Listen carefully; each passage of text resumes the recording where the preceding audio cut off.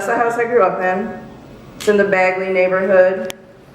My parents bought it from the people that built it in 1969. It was built in 1942. My mom said when they purchased it, the woman who had lived there was crying because her husband had built her dream house. My parents ended up staying there for 45 years, so that's twice as long as the people that built it. So if you can understand the attachment that that first couple had to that house, imagine the attachment that my family had to that place. So it's near 7 Mile and Myers, like I said, in the Bagley neighborhood. When I was growing up there, it was a clean, nice, safe place. All those things you think about happening in suburban neighborhoods that make them so livable. There were competitions for who kept the best lawns, like all that landscaping my mom and dad painstakingly did in their time off because they both had full-time jobs. My dad at GM and my mom at the state of Michigan. It was just a place that everybody who lived there was invested in, and my parents weren't the only people to stay there for 45 years. So the Escos down the street, the Smiths down the street, all those people lived there for decades and decades and decades. And when you have people that stay in communities that long, they're invested. They're not just passing through. Like all our kids knew each other, or all the families, all the parents' kids knew each other. We didn't go to school together. A lot of us got shipped out of the neighborhood to go to different schools, but we all knew each other. We all still know each other. It was just a really engaged, socially connected place. And for that reason, I feel like it was safer. People talk about how do we make communities safer. They're like, yeah, more policing. I'm like, no, more social connectivity. If everybody knew each other in the neighborhood, you wouldn't mess with them. Like, that's just how it was.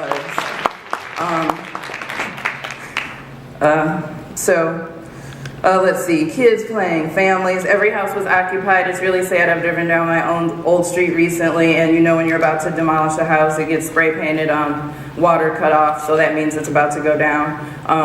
That never happened when I was growing up. Every single house was occupied. We knew who every single person was that lived in all of those spaces. So if you can imagine, imagine the place that you came from. If you're from a place that's not impacted by blight, it's really hard for you to conceptualize what that feels like when you go to the place that kind of made you who you are, and it's falling down, it's being dismantled. I mean, I understand that we have to do demolition, so Mayor Duggan, you know, no slights. I get that. And what I'm saying is, it's just, I want people to recognize how that impacts the people that came from those places. Like, it's heavy. So if you go to a community meeting and some people are angry, that's one of the reasons.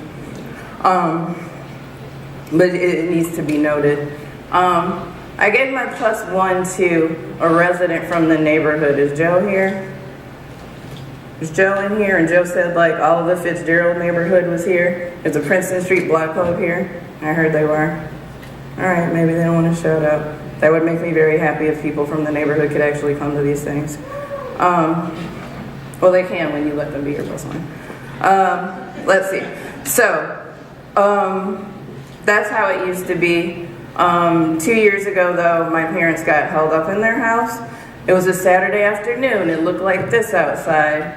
They had gone grocery shopping. They pull into the garage, start unloading the car. 2 guys with guns walk in behind them and make them walk into the house through the sideway and hold them at gunpoint in the dining room while their 2 accomplices ransacked the house and stole things.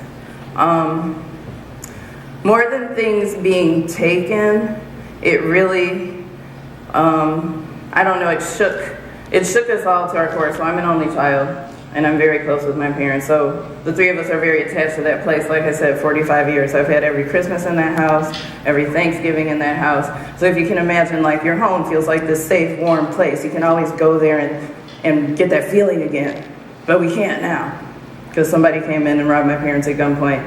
They left. Like, they stayed through multiple waves of flight. They could have afforded to leave years and years ago, but they stayed till they came inside the house. We've had cars stolen, the garage has been broken into, but the last straw was those people coming into the living room and making it feel like an unsafe place.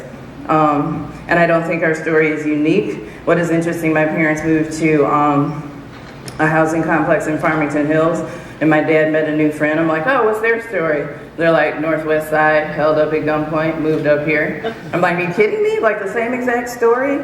Like, what is going on? I call them now urban refugees.